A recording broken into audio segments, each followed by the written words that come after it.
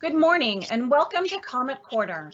This is a virtual series created by UT Dallas Office of Research and in partnership with the schools across our campus to host chats with some of our notable alumni and hear how they have taken their research out into the world and made an impact.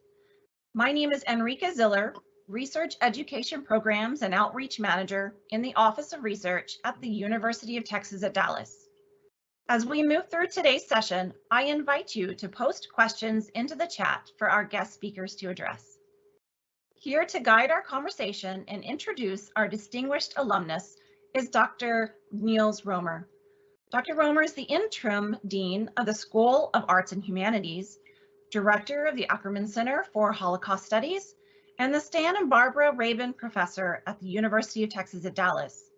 He received his Master's of Arts from the University of Hamburg in 1993 and his PhD from Columbia University in 2000. He has published 2 books, numerous articles, and several co-edited volumes. Dr. Romer is also the co-editor of the Germanic Review. His special fields of interest are the Holocaust, German and Jewish culture, and intellectual history. Dr. Romer, welcome to the Comet Corner and congratulations on the 15th anniversary of the Ackerman Center for the Holocaust Studies. Thank you very much for that kind introduction. It's a great pleasure to introduce today's speaker, Stacey Knepp. She's the very embodiment of the types of qualities that we like to cherish and celebrate in the School of the Arts Humanities. 2 words, fearless and curious, would probably just about summarize her nicely. She represents a wide range of interests. 2008, she studied Arabic. Then she had a Bachelor's of Arts and Classics in Comparative Humanities, but graduated really from UT Dallas in 2009 with a Master's of Arts and Humanities and with a GPA of nothing short of the 4.0. Can't do much better than that, I think. But today she's really here in her capacity as one of the project managers and development experts at the Holocaust Museum in Washington, where she's had the good fortune of been working since 2013, working in quote unquote translating one of their largest special exhibits into traveling exhibits. And we'll be hearing much about that today, how that act of translating in conjunction with surveying the quote unquote consumers went about and what kind of lessons she was able to draw from that. So please join me all in welcoming our distinguished speaker with electronic pause or other pause. Here she is. Thank you for joining us, Stacey. Thank you very much for having me. I'm very excited to be here, be back at UTD in spirit anyway, and virtually. And I'm just really excited to share work that I'm passionate about. It takes all types of people to run a museum. I think many of you know about the roles of curators and historians, especially at a place like the U.S. Holocaust Memorial Museum, but I'm here to speak to you as a project manager. And really what I'm going to do today is give you a behind the scenes look at some of the thinking that goes into making an exhibition. So I'm going to start by kind of setting our place here and defining some terms. And so I'm talking a lot today about audience-centered design, specifically within the context of museums. So what is audience-centered design?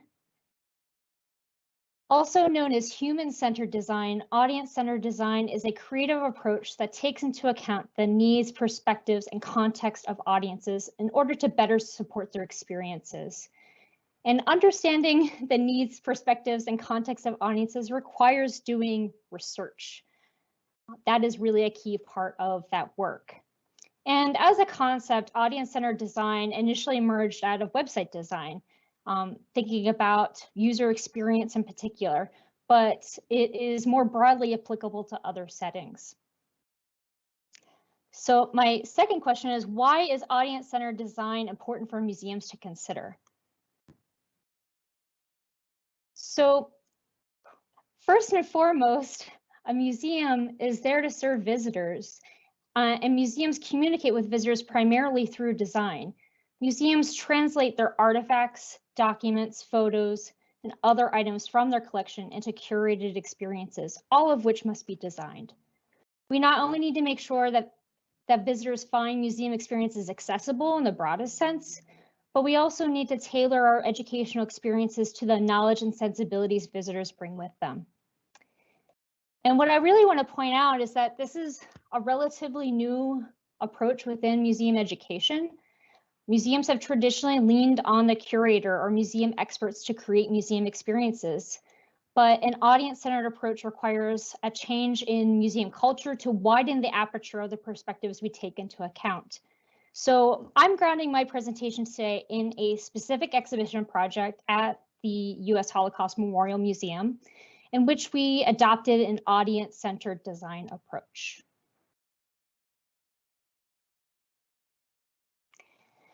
So a little bit about the museum. What's important to know is that in 1978, President Carter initiated a President's Commission on the Holocaust. Chaired by Elie Wiesel, the President's Commission mandated the creation of a permanent living memorial to the victims of the Holocaust. The Commission recommended that this living memorial function as a museum with an educational foundation, and that it also alert the United States' national conscience. As a result, the United States Holocaust Memorial Museum in Washington, D.C. was chartered by an act of Congress in 1980.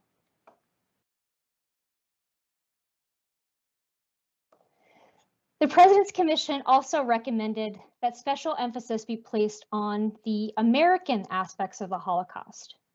To honor that mandate beginning in 2014, the museum began to research and plan an exhibition on American responses to the Holocaust. This exhibition, titled Americans in the Holocaust, opened to the public in the spring of 2018. This is a picture of the entryway to that exhibit. Through this exhibit, we hope that the American public would see the Holocaust as an American story, not just something that happened far away. And so we wanted to make sure that people across the country, not just those with the ability to come to Washington, D.C., had a chance to see it. We then began thinking about how we might create a traveling version of this exhibit.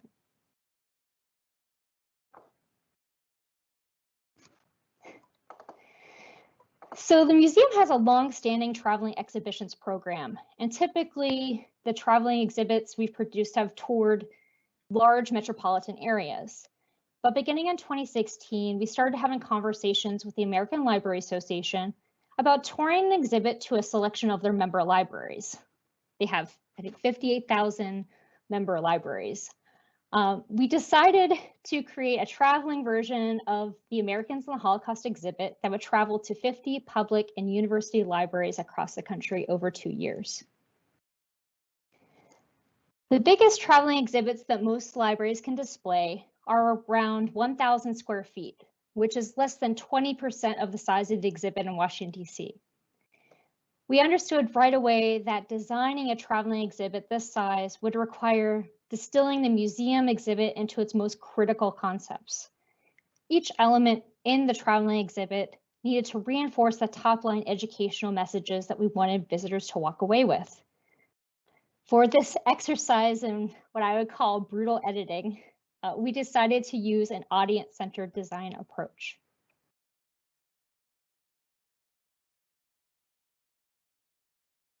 So the first thing we decided to do was host a series of focus groups with library staff from communities of all sizes.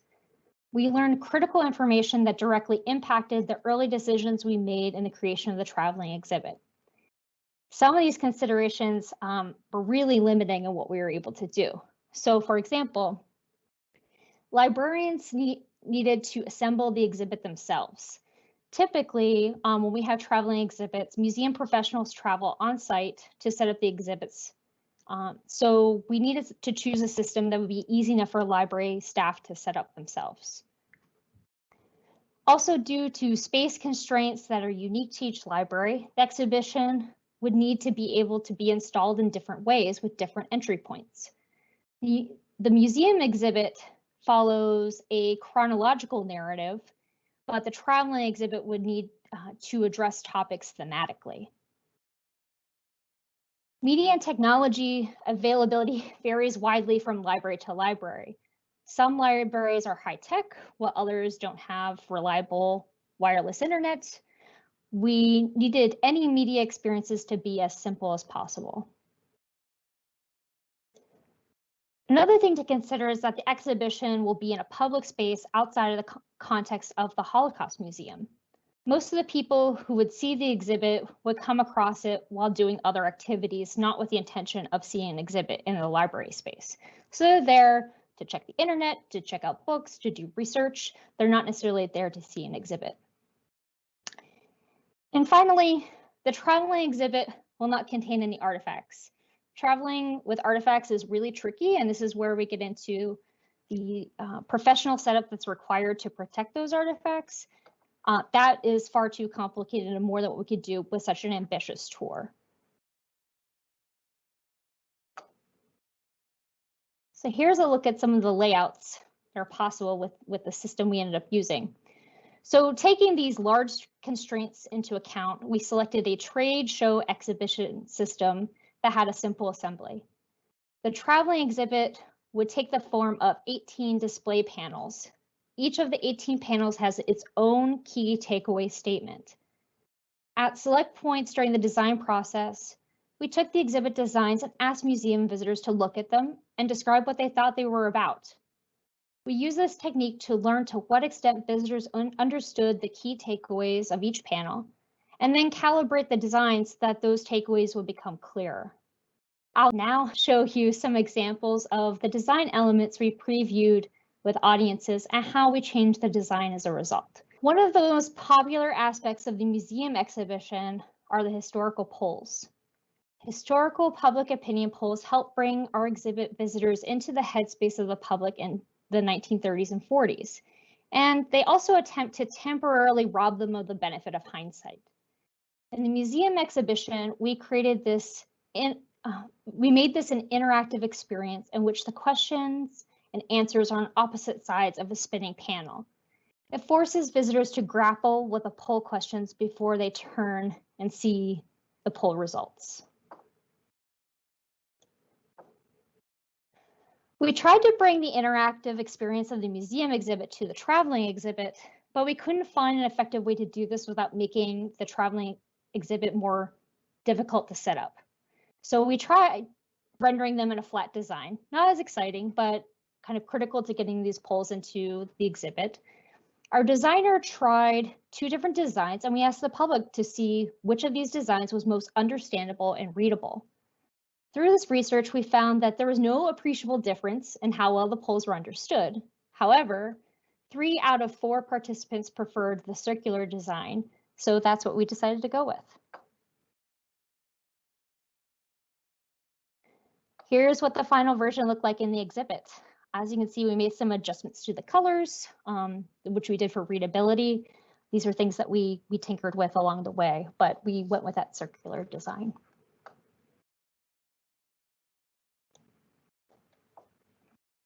As part of our audience-centered design approach, we also printed a full-size prototype of one section of the exhibit and showed it to visitors inside the museum. When we had this fully on the floor, visitors were sitting down on the floor to read the text. We had to move everything up on the panel about 1 foot so it would be at eye level. Just so we could continue testing the other content on this panel, we had to raise it up on the cushions you see in that room. But the implications of moving everything up, of shifting everything up, were pretty huge. It meant that we also had to move the 4 section titles for the exhibit to the sides, or what we call the end caps of the exhibit. And if we had discovered this later, it would have been extremely expensive and time consuming to fix.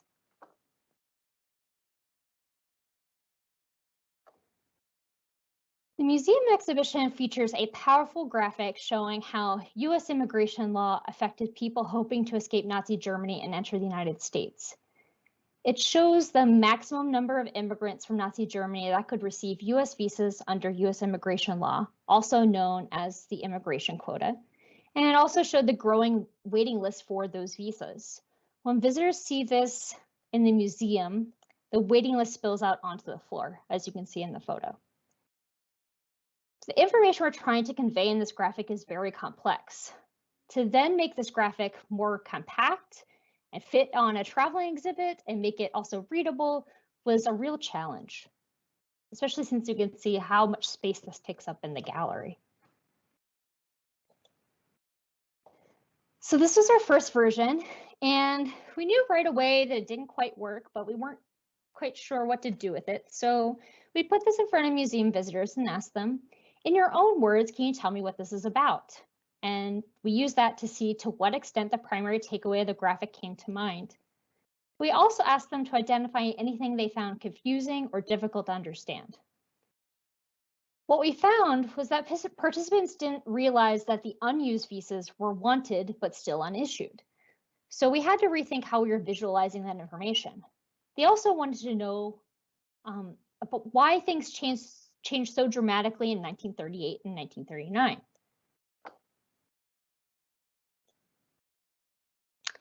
In the next version, we layered the visas issued on top of the desired visas not issued to hopefully make this clearer. And in order for people to better compare the layers apples to apples, we changed the visas issued from a percentage of the overall immigration quota to a hard number. And to address the request for additional historical information, we added in a few key historical moments that help explain why the data changes over time. When we had visitors look at this version, however, they didn't understand that there were restrictions on the number of visas that could be issued to people fleeing Nazi Germany. So again, we made some adjustments. This is the final version. It's now clear how many visas were issued relative to the maximum number allowed under the law. You might also notice that we did not convey the length of the visa waiting list in this graphic. We actually moved that information to a "Did you know" feature at the bottom of an adjacent panel. That reads, by 1939, more than 300,000 Germans, most of them Jews, were on the waiting list for a US immigration visa. We're really relying on audiences to weave together the information contained in multiple design elements to see the fuller picture. And that is that the US government could have issued thousands more visas than it did to Jews fleeing Nazism. So I've shown you here 3 different iterations of this graphic, but no, in reality, there are probably at least a half a dozen or more when we created this.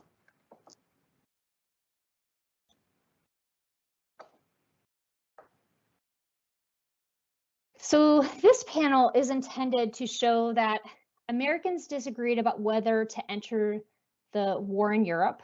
The America First Committee and its spokesperson, Charles Lindbergh, hoped Americans would stay out of the war in Europe, while Dr. Seuss criticized America First and thought the United States should enter the war.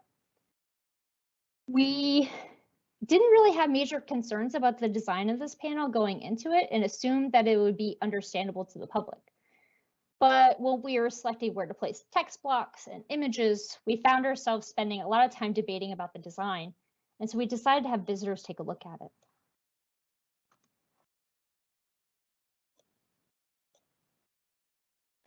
I've included some sample comments here. Much to our surprise, we found that audiences didn't get the main takeaway, that Americans were debating about whether or not the US should enter World War II.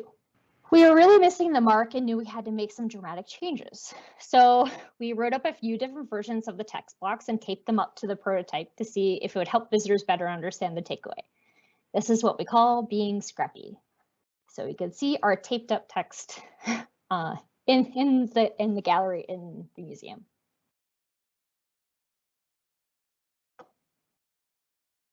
So we used new text, new images, and a stronger design to emphasize the 2 sides of the argument. The question, should America go to war, frames the entire panel. We aligned the Save Our Sons photo with Charles Lindbergh and the isolationist movement. We also decided to show multiple Dr. Seuss cartoons that collectively demonstrate his interventionist position, instead of one that was more focused on immigration.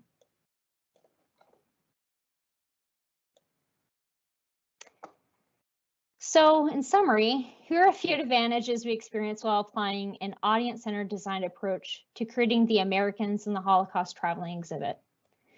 we were able to take into account multiple audiences, in this case, museum experts, visitors, and library staff. We checked assumptions we had about our audiences and how they would engage with the exhibit. We also produced a more effective educational experience that was better aligned with what the museum educators wanted visitors to get out of it. And from a project manager's perspective, we avoided major surprises late into the project. Imagine how labor-intensive and expensive it would have been to make these changes once we had built the exhibits themselves. So, as I said at the start, this is an emerging practice in the world of museum education, and it requires both planning and change. This project is part of a larger cultural change at the U.S. Holocaust Memorial Museum, the museum world generally, and beyond. If organizations are thinking about how to adopt an audience-centered approach, I would encourage them to think about three key things. Time. You have to budget time to solicit feedback from audiences throughout the duration of the project. This may extend or the plan schedule initially, but you may make up for the time and rework later, but it requires that initial investment. Also, in terms of investment, budget is really key. It takes money to pay for prototypes, redesign work, and staff time, but again, it may end up being a sound investment that evens out in the end. And I think most critically is receptivity. This is really the biggest factor. In museums, it takes a curator whose ego won't be threatened by getting absolutely ripped to shreds by people with a limited understanding of the subject matter. We try to think that we know best for others, but we really have to check in with them to make sure that we're meeting their needs. Organizations need to approach audiences with an open mind to what they will learn and know it will make their products or experiences better in the end. And there's my information.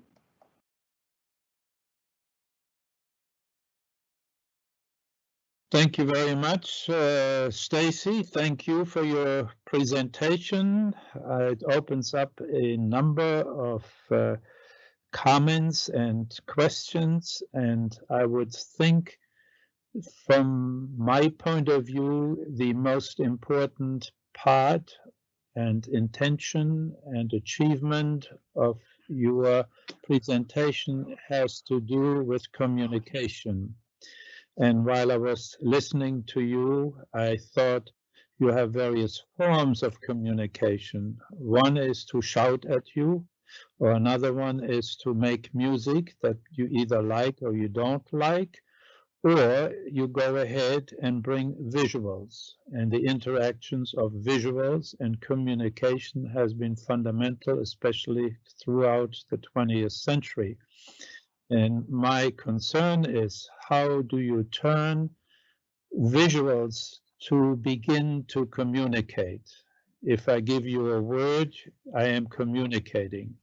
If I put a picture on the wall, I try to communicate. And so from your point of view of audience research, how do you actually begin to communicate with me as the audience when I come to the museum to see that I am understanding what you want me to communicate?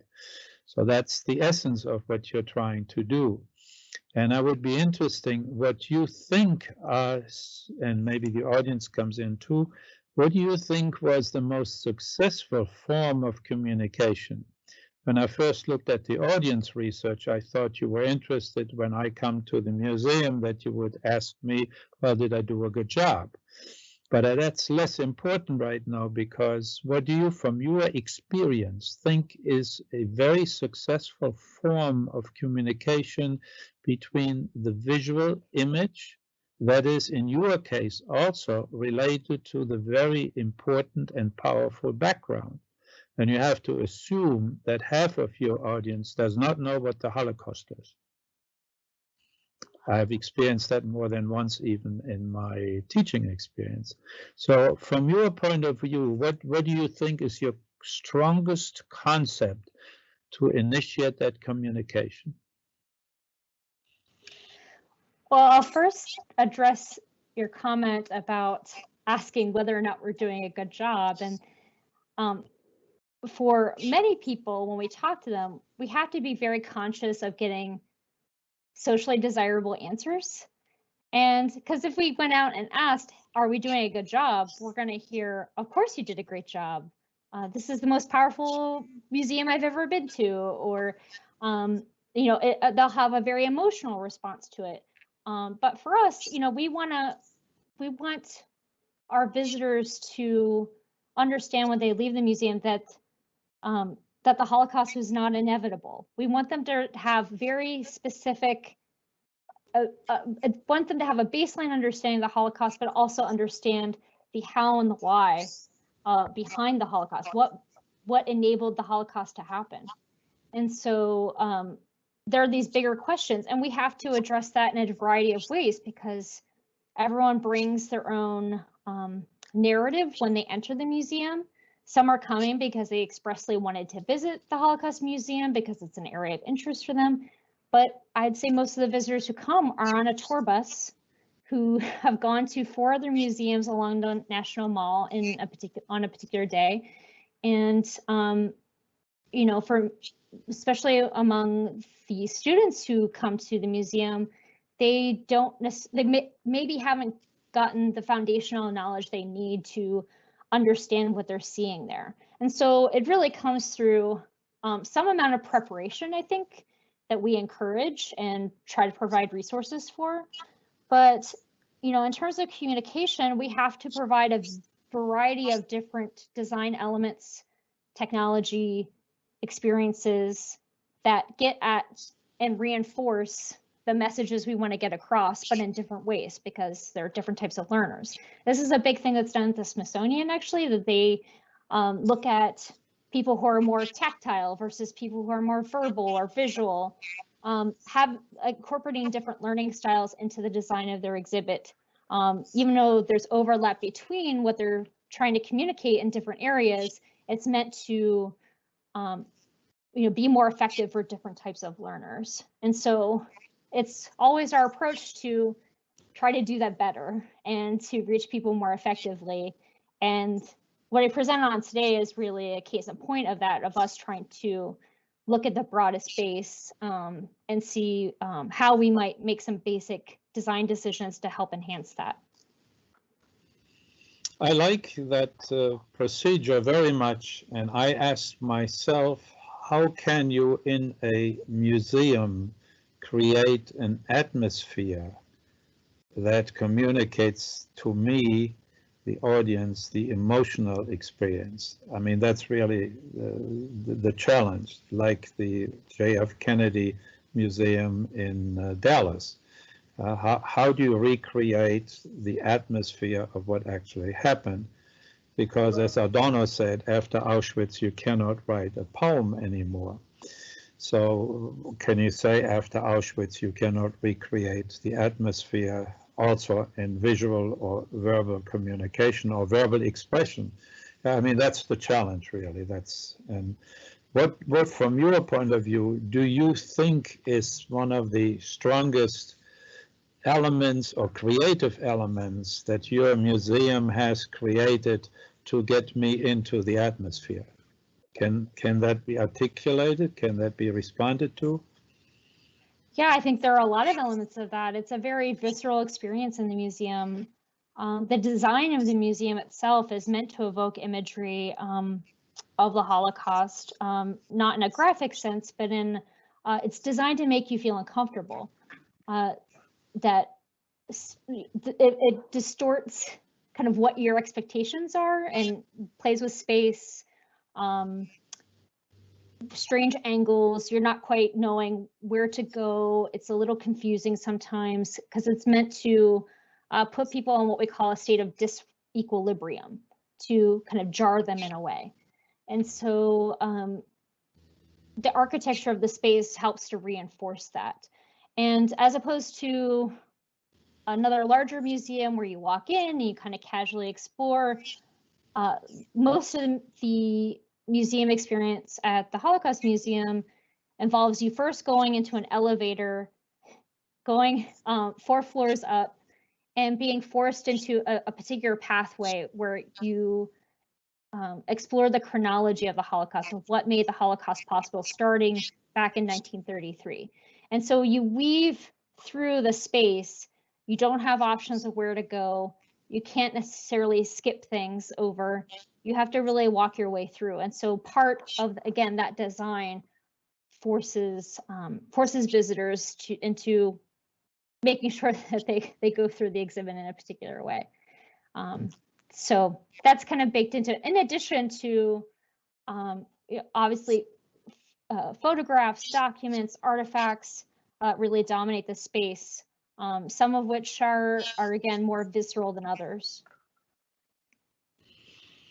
Yes, I do like the idea that you have to make the visitor and put the visitor into a dissonant environment so that the person will begin to react. Whenever you have a dissonant moment, then people will become active.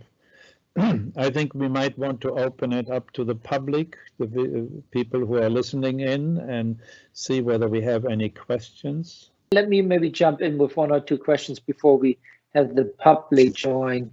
Just on that last point, and we've discussed this a little bit in our kind of warm-up rehearsal to all of this.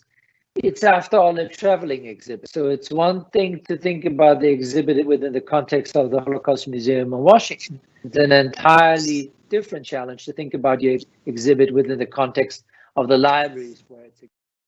So I would like you to talk a little bit about that. And then if I may just add on a second question, and then you can kind of make your way through both of those, if that's okay. You have a really powerful image, a slide, which talks about the quotas that you shared with us today.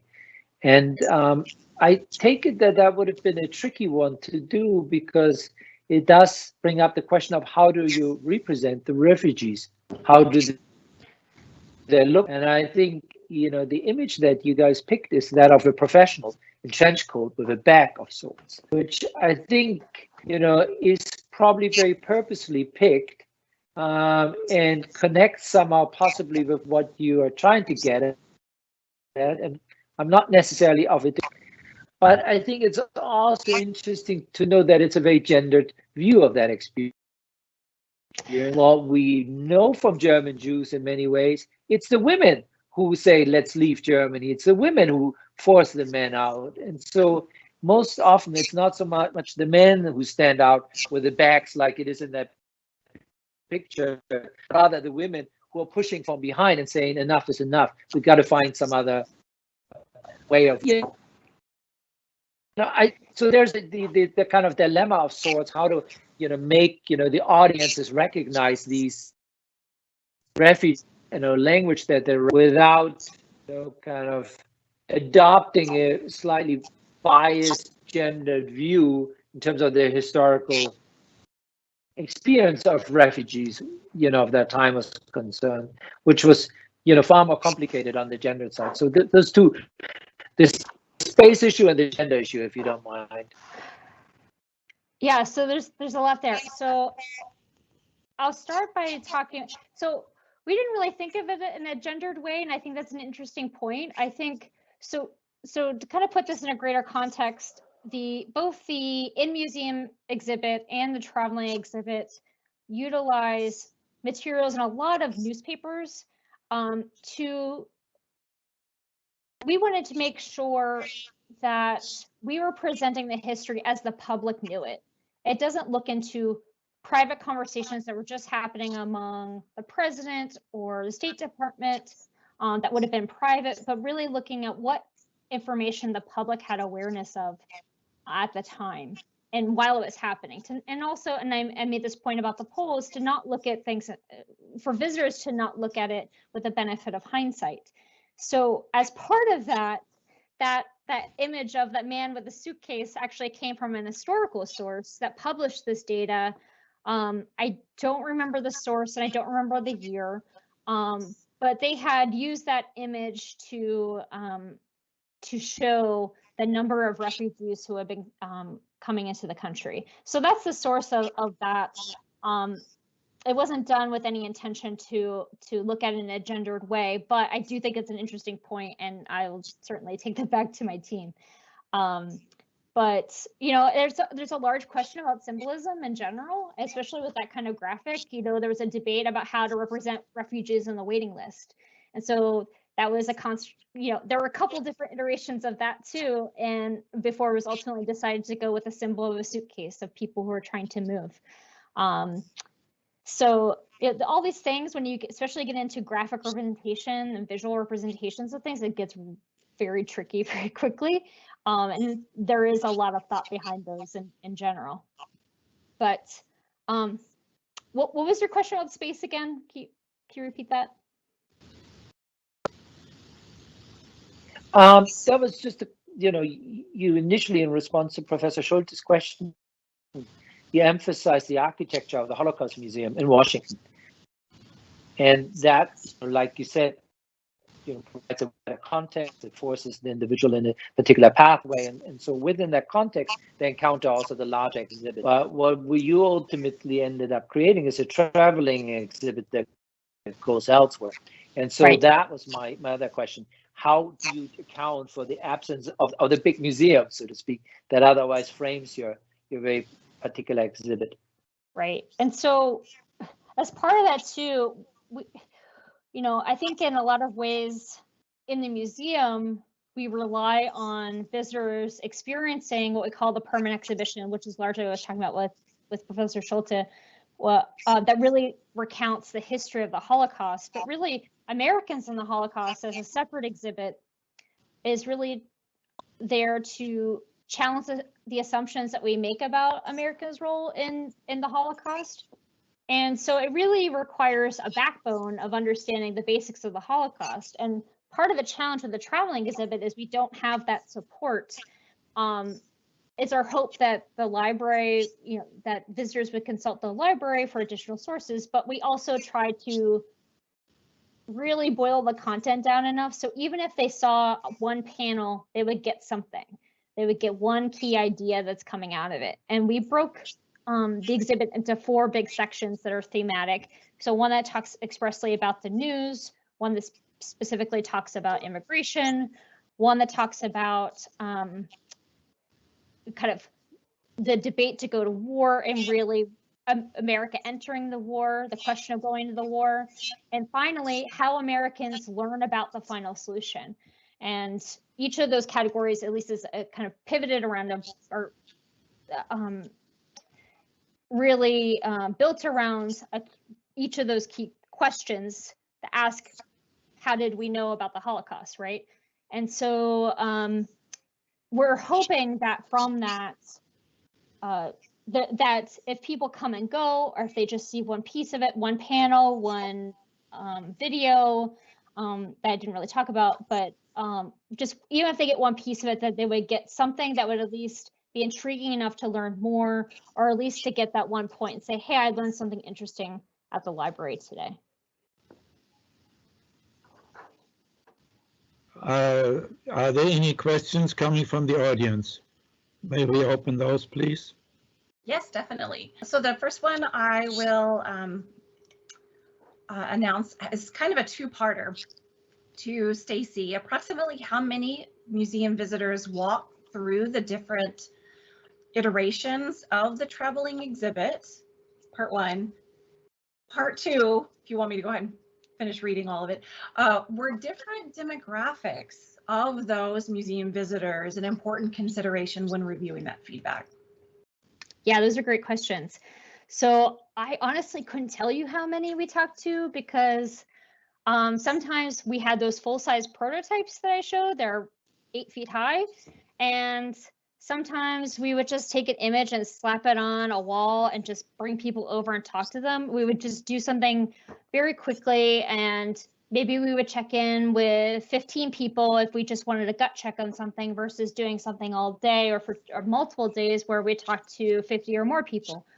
And these are really primarily through interviews. We also utilized things like Usability Hub, where we would do, which is primarily used for user experience testing on websites. So it's kind of an expanded application of that. But that's where you can also control, related to your demographics question, where you can control for that information. But We use different tools in our toolbox to get at that information. But I would say, all said, I bet it'd be close to 500 people all told. It included in museum, outside the museum, online.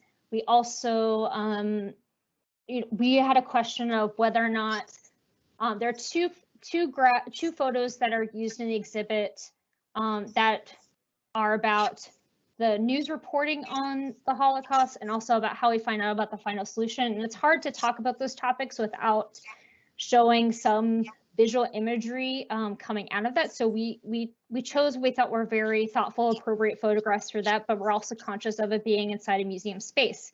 So we took full-size prototypes of the panel with those photographs to a library outside of Baltimore and had them on display, asked library patrons about them, what they thought, if they thought the imagery was too graphic. We had it up without our intervention so that if anybody had any issues with them, that we would hear something or they would talk to library staff. But it was really just to confirm something we had already heard from visitors within the museum, that they think that the imagery is appropriate and historically relevant, and we'd be doing a disservice to the exhibit and to our visitors if we didn't display them.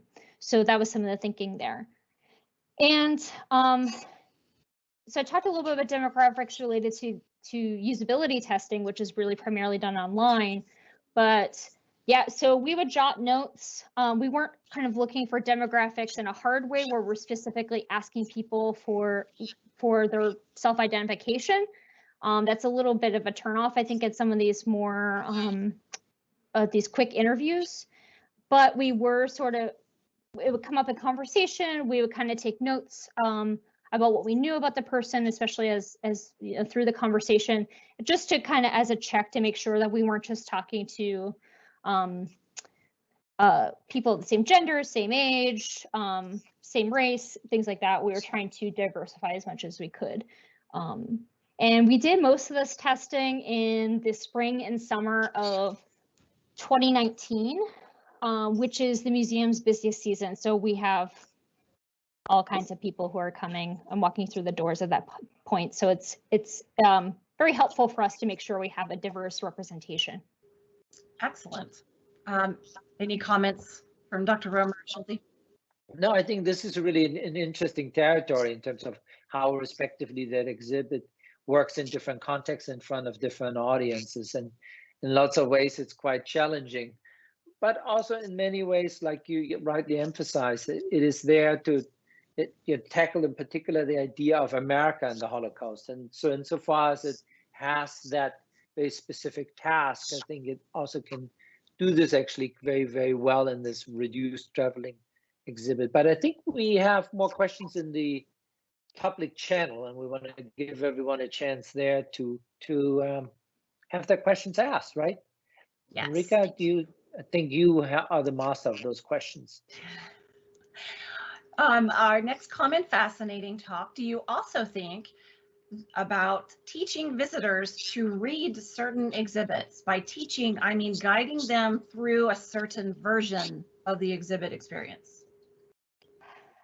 Which is interesting, because you mentioned how it meant to kind of discombobulate you. Yeah, so hi, Dr. Cotter. So that you've joined. I'm happy to see you. So that's a really big question. I think this might seem a little bit of a cop-out, but I also think that visitors who are in DC and who tend to be museum hopping are always sort of primed for it in a lot of ways. And we can play around with those expectations a little bit, and that makes it a little bit interesting. I think for this particular exhibit, you know, I think the part about challenging assumptions is where it's really important, because that does teach us about how how visitors are reading it already, of where our baseline is versus where we want them to go with it. But, you know, I think with the in-museum version of the exhibit, there was definitely an emphasis on powerful visuals, places where we would guide the eye, using expanded space versus constrained space.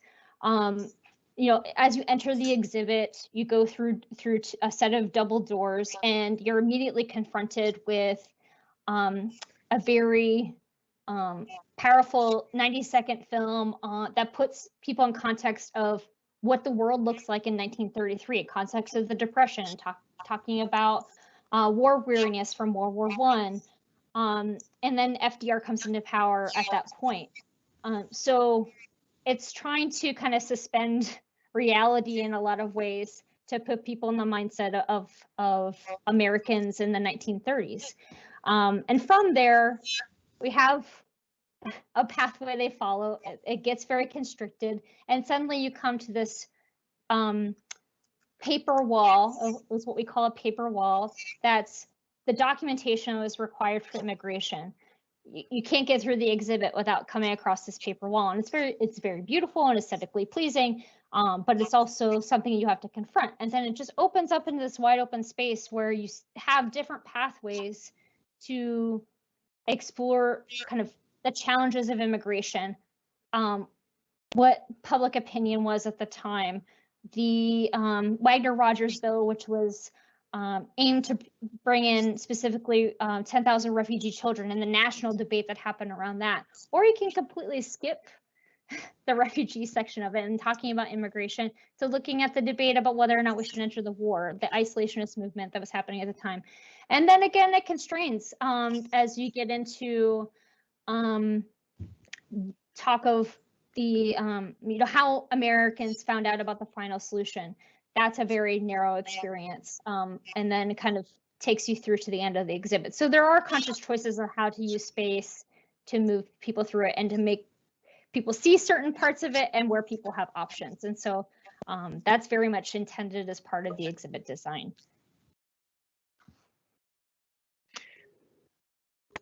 Just maybe as a follow-up one more time, because I'm intrigued by America and the Holocaust, was there a connection between preparing the exhibit and the History Unfolded project? If so, can you talk about that? Because I think it's quite interesting in the ways by which the museum actually had used the American public to produce this, the evidence, so to speak. Yeah, so I love talking about History Unfolded. It's not my project, but you know, I work closely with the people who worked on it, and I also helped with the pilot of it way back in 2015, I think.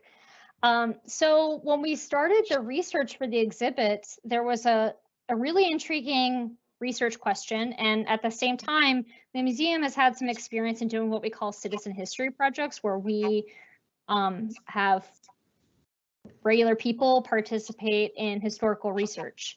And so we had kind of that desire and the historical question that we brought together. And so that question really was what was reported in newspapers about the Holocaust. So there had been some books written about it, but that really focused on the New York Times and the Washington Post. But we didn't know it was in your average newspaper, you know, throughout the country. So that really started the History Unfolded project. And so that was intended to ask history buffs or researchers or students to go and do research in their local newspapers on very specific Holocaust-related events. And so, and that's really expanded into many events at this point. And so we didn't know what we would find. We didn't know what would surface out of that, how many people would participate. And so that we started while we were doing research. So it actually informed the research of the exhibit. So I think at this point, there are over 30,000 articles that are in that database, and every single state is represented. It's just a treasure trove of information.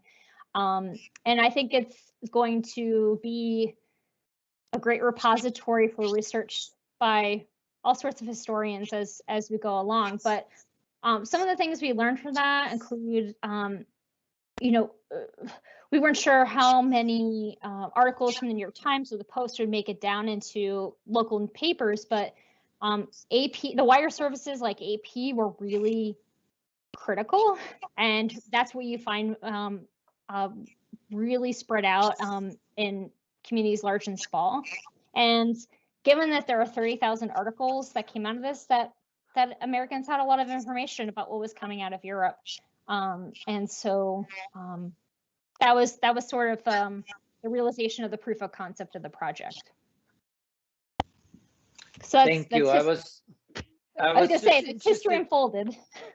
No, I was just interested because at the time, some of our students did the Dallas part. So they were involved in contributing to the coverage of the events in the Dallas newspaper. So that's why I was interested. How is that information these days available? Is there still an archive where, as a user, you can go to and look at all of the articles in one go? Yeah, so that's all still going on. We're actually still gathering newspapers. And we'll continue gathering, I think, through the end of at least this first tour of the traveling exhibit. So, we saw with the traveling exhibit that there was also an opportunity, since a lot of the newspaper archives live at the libraries, that this might inspire some research in each of the tour sites. So that's part of it. But yeah, it's still going strong. You can. We're working on making the images of the newspapers more accessible. That's a big copyright question. And something we've been working through, contacting the individual newspapers. There are hundreds of newspapers that are now represented there, to try to get the rights to show the newspaper articles.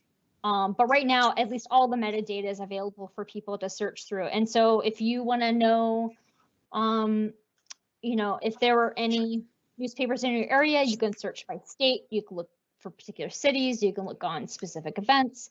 That's a great database there, especially if you're curious about the subject matter. I really recommend going to that. And I believe it's at newspapers.ushmm.org. Thank you. We are posting the link in the chat function so that everyone who would like to go to can easily see this. I think we're at 55, so we're looking at the last 5 minutes. Should we have another look at questions from the public? Yes, please. I'm pretty sure we can make it through some of these. The next question is actually from Holly. She had the opportunity to see the exhibit with you, of course. What was your favorite part of working on the exhibit, Stacey? If we're talking about the museum exhibition, I mean, it's just every day I work with really fascinating people who are passionate about this material and who are very knowledgeable about it. So it's really hard to pinpoint, but I think it was just so satisfying once it opened. And we had sort of a 2-week preview period, and then we opened up to public, and then just to see visitors walking through that space after we've spent, 4 years working on it, to then have the satisfaction of seeing people walk through it. It's just immensely powerful. Seeing members of Congress walk through, having visitors ask really interesting, thoughtful questions. It's that you can't beat that. That's why people work in the museum field. Yes. Just one other question from the public here, which I think is a good way almost to end. Are there any plans to bring the exhibit to the Dallas-Fort Worth Metroplex? Or if not, how can we go about it? So the traveling exhibit tour is really managed by the American Library Association. They have decades of running their own traveling exhibit program. So what we ended up doing is they managed an application process, and we had our 50 slots that we had available, and we had 252 applications. So we had a really competitive application process to get in, and I'm sure we had representation from Dallas there. So it will be in Amarillo, and it will be going to Texas A&M as part of this first tour. But I would say we are probably undoubtedly having a second tour that will come up. So I would just work with the library you'd like to host it, encourage them to apply when that opportunity comes up. I think it would be great to have a partner like the Ackerman Center sign on to it and support the programming if that's what you want to do, because there is a programming component, not just the exhibit. But I'll also know too, the exhibit tour was scheduled to start March 16th, 2020, which is very unfortunate timing. And so we had to postpone the tour. So right now it's scheduled to restart in October of this year, and hopefully that will go on without any further delays. But the full tour schedule is both on the ALA website and the museum's website if you want to see where that's going and inform other people, or if you're not from the Dallas area, to see if it's coming near you. But we really, try to have a mix of sizes of communities, and we really relied on the libraries applying for the opportunity to make the case for why they think it should come to their community and what the need was there. And we tried to send it to places that had a really great need for Holocaust education.